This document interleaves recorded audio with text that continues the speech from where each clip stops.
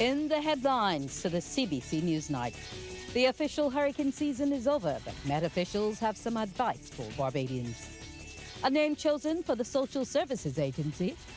And in sports, UWI Blackbirds are the inaugural Prime Minister's Cup champions. Broadcasting from our studios in the Pine St. Michael, this is CBC NewsNight, starting now. Good evening and welcome to the CBC NewsNight on this, the first day of December. I'm Wendy Burke. An active 2024 Atlantic hurricane season has come to an end, with Barbados being spared the worst, only being affected by the passage of Hurricane Beryl on July 1st. However, officials at the Barbados Meteorological Services say now is a good opportunity for Barbadians to review and make adjustments to their hurricane preparedness plans ahead of next year's season. Anesta Henry has the report. The 2024 Atlantic hurricane season has ended with Barbados only being affected by the passage of Hurricane Beryl on July 1st. On reflection, Acting Director of the Barbados Meteorological Services, Brian Murray, says, based on figures, it has been an active hurricane season as was predicted. I would say that we may have been spared again because according to the preliminary analysis, Major Hurricane Beryl was supposed to come a little further to the north, but it stayed down south and it affected the islands of Carriacou, Grenada, and Petite Martinique. And they are still not recovering from the damage that have been inflicted by Major Hurricane Beryl. As of the end of November, there were 18 named storms, of which 12 became hurricanes, and out of that number, 4 became major hurricanes. The acting director is calling on individuals, families, and businesses to review their plans for this year's hurricane season and make adjustments if necessary for the 2025 season. But I must also say that at one point, we maybe have been lucky because there was the presence of dry air and Saharan dust in the Atlantic, so that may have eased conditions for the hurricane season. In other words, there was much more dry air than anticipated, and that would not have been included in forecasts. And for those wondering what the weather would be like for the remainder of the year, Mr. Murray says above average rainfall is being predicted. Usually around this time of year, you have the development of the Atlantic high pressure system in the central Atlantic that tends to get a little larger and comes a little further to the south. And what usually happens is that when you have very cold air coming down from the Atlantic, coming over the warm waters, you'll get clouds forming during the night, and then you will get these early morning showers as you experience. Once in a while, you will get 1, 2 little low-level troughs, which will not be of concern. However, if there's a mid to upper-level trough in the area, then you probably get more enhancement of these clouds, and you probably get some showers and thunderstorms. There's still the possibility of that in December. Below to near average rainfall is being predicted for January 2025. Anesta Henry, CBC News. A name has been chosen for the state entity, which will become the new home of the island's social services agencies. Minister of People Empowerment and Elder Affairs Kirk Humphrey made the announcement while addressing the congregation at the Better Life Assembly on the topic Pursuing and Achieving Social Justice. We've now named it the Social Empowerment Agency, which will be a combination of the Welfare Department, the Child Care Board, the National Assistance Board, and the National Disabilities Unit, with a simple mandate to be able to bring transformation to an entire family and to start offering this disjointed approach to policy and care. Minister Humphrey is stressing that a lot of what government is addressing as it relates to social policy and legislative framework requires that social care workers and the average Barbadian practice doing what is right. There are many of us in our side who will say that you cannot legislate care. It just requires that many of us do the right thing. And I can speak as well about persons who are poor and the experiences they have at the welfare department and other institutions. I tell my mother's story when she went to a social worker once at housing. Because those of us in Barbados who have means today and might forget where they come from, only need to look to their cousins and their nephews and things. No whole family of Barbadians and get out of poverty. And certainly if you go back a generation or two, we were all poor. But many of us have forgotten. Former president of the Democratic Labour Party, Dr. Ronnie Yearwood, is pleased to see so many young men serving God. He was addressing the congregation of the Christ the King Anglican Church as he attended with the group of the Friends of Democracy charity. Seeing so many young men, in particular, serving in this church was a blessing and was something to be hold of. And as you said, Reverend, young people are close to my heart. That's where I started in the youth movement. And it's really hopeful to see that there are young men who will take over the leadership of this church and will be able to take over leadership in our society. Again, I want to wish you a happy independence, Happy New Year, a Merry Christmas, and I want you to remain hopeful. I know it's hard to remain hopeful sometimes when things look their worst, but when things are at their darkest, that is when hope is at its most.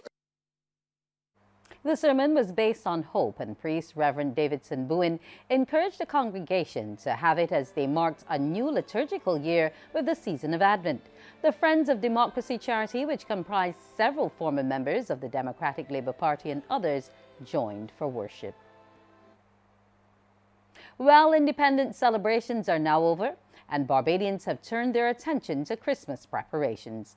The Christmas season is normally expected to be busy, with stores and shopping in Bridgetown expected to be rampant over the next couple of weeks. Our reporter Akeem Clinkett visited the capital today to see how some store owners and patrons were preparing for the busy season. It is only the 1st of December, but city stores appear ready for the Yuletide season. It wasn't the busiest today, but some store owners say they were hoping for activity to pick up. Stacey Wharton is operations manager at Duty Free Caribbean, and she shares this sentiment. So far, so good. As we know, today is December the 1st, and it's the first Sunday, so it's relatively quiet. Obviously, as the month goes on, it would build in momentum. So today we do have customers in store, but it's still what I would consider a relatively quiet Sunday. What kind of traffic are you expecting or hoping for in the month of December?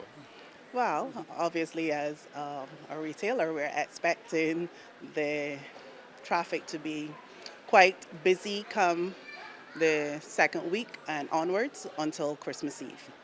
CEO of Broad Street's Menswear, Evans Husbands, says he saw traffic coming through today, and he is also expecting a really busy season.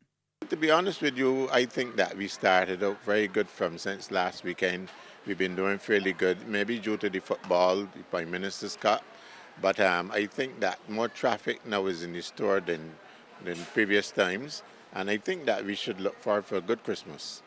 Over at S.Y. Adams, curtains are a popular choice around this time of year.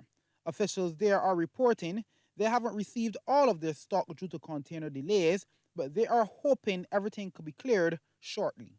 We expect to have plenty of people because it starts from today where they had a rush this morning. So I think we are going to have a wonderful Christmas this season. Anything that we should, well, that's when we heard the customer ask about like containers and stock and anything like that. Any problems with stock or anything for the month of December? Yes, right now our stock in get here has yet. So we expect them between the next 2 weeks, and I hope they'll get here in time because everybody come asking for everything which we don't have at the moment. But we will start to see that last. Some customers told us they were starting their shopping from today. I start from, me and my girlfriend, we start from like the middle of October. But just, as I said, certain things they come in and we get stores. The stores saying that they made it on containers, so that'll do well. I really, really like that Fenty perfume. Smell so good. Home stuff. Yeah, I see when it's sauce. We have a few stuff, but I ain't seen nothing yet. I think you're going to come back a little later. Probably do rush, you need to rush to make you shop more. With the Christmas season beginning today, Barbadians will have just over 3 weeks to shop. Akeem Clinkett, CBC News. The International Monetary Fund's Managing Director, Kristalina Georgieva, is in Barbados for a high-level Caribbean forum on green energy transition. She arrived on the island today to participate in the joint initiative between government and the IMF. Ms. Georgieva was met at the Grantley Adams International Airport by a high-level delegation led by Minister of Economic Affairs and Investment, Senator the Honorable Chad Blackman, Permanent Secretary in the Prime Minister's Office, the Most Honorable Alice Jordan, and other government officials. The three-day forum, slated to begin on Tuesday, December 3rd at the Lloyd Erskine Sandiford Centre, will see regional government ministers, regional central bank governors, private sector stakeholders, academics, and members of the civil society convene to hear various presentations on green energy transition. Prime Minister Mia Moore-Motley and the IMF Managing Director will be the main speakers during the opening ceremony on Tuesday, starting at 9 a.m. Coming up, we'll tell you about how some independence celebrations went.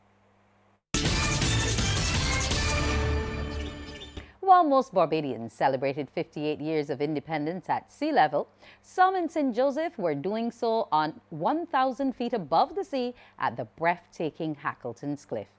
They danced, enjoyed the beautiful views and the fare on offer.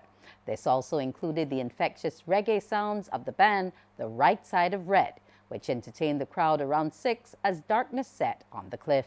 Earlier in the afternoon, organizer Ryan Braffett, who is from the area, explained that it is a way of getting the community together and allowing others to come in and enjoy the wonderful surroundings on a day that is special to Barbadians. He believes areas like Hackleton's Cliff could further boost the tourism product. Key areas that we can utilize because it allows us to see beautiful parts of our island. Coming here, coming to places like Mount Hillaby, where we can actually see scenic parts of the island are important, and that would help to add to the tourism product. Meanwhile, over in Canada, the celebration of independence was recognized with the lighting of Niagara Falls in Barbados' national colors. It truly was a spectacle to behold, and Barbadians there and others went to experience the event to mark 58 years. Some ensured they captured it as the backdrop to their pictures, and others ensured that the Bajan pride was clearly shown and draped themselves in the flag as they admired the sight, the world-famous sight. The Independence Parade saw a number of Barbadians being awarded for their stellar contribution to the country. Yesterday, we focused on the awardees who were given the highest honor, the Order of Freedom. Today, we see some of the other awardees, such as farmer Richard Mears. He received the Gold Trident of Excellence for his sterling work with the Barbados Red Cross, the Heart and Stroke Foundation, and the Barbados Cancer Society. It's an honor to be recognized for the charity work I've been doing in this country since 1990. It is a very humble feeling. It touched me this morning, actually bring a tear to my eyes. I am happy, and I'm also happy for Freemasonry in Barbados. Over 50 years of community service earned Elson Jerome Davis the citation of the Barbados Service Star. I'm elated, really. It's nothing that I expected or was looking forward to. You know, I do my community service voluntarily, never with the expectations of being rewarded, but I'm happy. What does tomorrow bring? What's the continuation of 52 years of community service. A St. John farmer is struggling to find a market for close to 1,000 pounds of pumpkin. Celeste Chase, who tells CBC News she intended for the pumpkins to be sold out in time for independence, is asking Barbadians to visit her at 4 Road St. John before the produce is no longer fit for human consumption. I kind of have a glut on my hands. I thought by now they would have been gone, saying it was independence coming up and everybody into conkeys and so on, but I still have some here leave back, so just come on out and buy these pumpkins. Ms. Chase says several efforts to reach out to restaurants and other businesses to buy the pumpkins were unsuccessful. Calling the restaurants and the different food shops and so on that we know that would have been making conkeys and they normally do the different pumpkin dishes and so on. But seeing that almost all the farmers now have pumpkins around this time. So everybody had their own farmers bringing their supply of pumpkins. So that's the reason why I'm still leaving with these pumpkins. So I'm asking you all to come on down to 4 Roads in St. John, the gap opposite the post office, and come and get your pumpkins. $1.25 a pound. Sports is next. Good evening with sports. I'm Anne-Marie Burke. UWA Blackbirds left Kensington Oval last night $100,000 richer and with the title of inaugural winners of the Prime Minister's Cup. They did so by defeating Britain's 3-2 in a game that lived up to all expectations. The thrills, the spills, the goals, the saves. All the action from the latest games in the Prime Minister's Cup. Here now are your Flow game highlights. Stay connected at home and on the go with Flow. You couldn't want it any better. The Prime Minister's Cup final lived up to all expectation as UWA Blackbirds and Britain still delivered top-class football, all in the bid to be crowned inaugural champions. And it was Britain Hill who got the show on the road as Corey Hoyt found an opening, shook the defender and then put a golden left boot to it and the celebrations began. Kensington Oval was thrown into a frenzy. The boys in red had gone ahead in the 38th minute of play. But that definitely shook the Blackbirds from their nest, and 4 minutes later the response came. The ball is gifted to their star boy Niall Rees-Stephen. The keeper comes off the line and it's all over. He volleys over him and the boys in black are the ones to bring their fans alive, silencing the Britain Hill bench. We're locked up at 1-1. This is actually how it would play out to full time, so extra time, here we go. And 5 minutes into the first 15, this is where the final script started to be written. Jerron Oddison gets the touch, passes, he gets it back and takes aim, and it nips past keeper Kerry Holder. Let's watch it again. What a goal. The Blackbirds have taken flight to make it 2-1. But they weren't done yet. We're now 101 minutes in, and Rees-Stephen is on the right flank, looking to push for it. Holder gets a hand to it, but here comes Romario Drakes, and it's signed, sealed, and delivered. Blackbird's final destination is the Cup, 3-1 and cruising. Britain Hill they get one more for good measure. Sharon Hoyt gets ahead to it to make it 3-2 on the brink of time. But the whistle goes. After 52 games, the ink is inscribed on the check. UWI Blackbirds, let the celebrations begin. They're undoubtedly the tournament's top team, unbeaten all competition and deserving of the title of Prime Minister's Cup champions. Those were your Flow game highlights, a review of the latest action from the Prime Minister's Cup. Stay connected at home and on the go with Flow. To cricket now, Jayden Seals with 4 for 5 started with the ball for the West Indies as they bowled out Bangladesh for 164 before closing day 2 of the second test on 70 for 1. Playing at Sabina Park in Jamaica, Seals was backed up by Shamar Joseph with 3 for 49 and Kemar Roach 2 for 45. For Bangladesh, Shadam Islam had a knock of 64. The wicket to fall for the Windies was that of Mikhail Louis, who went for 12, as resuming tomorrow at the crease will be Craig Brathwaite on 33 and Casey Carthy on 19. Still with cricket, leaders Wanderers are off to a good start on day 1 of Series 8 in the BCA Elite Division. Playing away to Yorkshire, Wanderers ended the day on 165 for 3 in their first innings as Gerard Lovell is not out on 74. Scores in the match at Beccles Road, Gladiola were dismissed for 94, with Fida Edwards taking 5 for 47.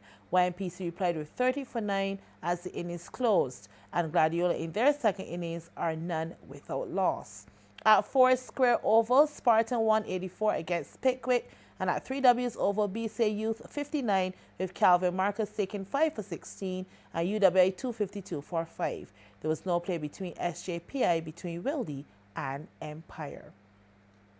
Barbados ended the Crafty Games Gymnastics Championships in Jamaica with 18 medals after they collected 7 more on the second and final day. The lone golden performance last night was by level 5 gymnast Amber Haynes, who scored a 9.575 on the vault. They end overall with 4 gold, 5 silver, and 9 bronze.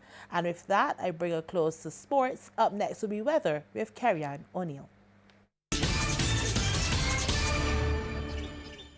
Good evening and welcome to the weather news.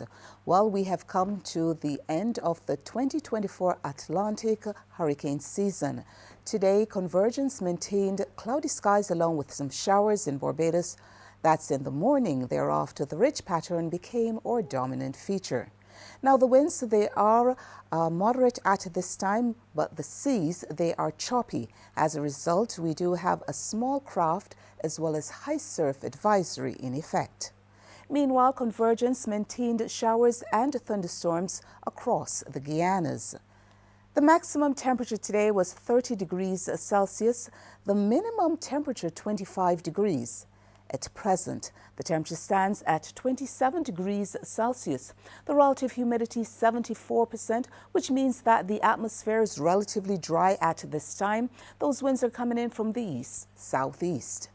We take a look now at our satellite feed, where Convergence maintained cloudy skies along with showers early this morning here in Barbados. We had up to 9.4 millimeters of rainfall. Thereafter, the ridge pattern became the dominant feature and we saw an improvement in weather conditions. Now, those winds are moderate across the region. They're peaking at 90 knots. The seas moderate in open water with swells peaking at 2.5 meters. We are urging small craft operators as well as sea bathers to exercise caution. Now, later on tonight, we can expect mostly clear skies. Further south, Convergence maintained cloudy skies along with showers and thunderstorms across the Guianas.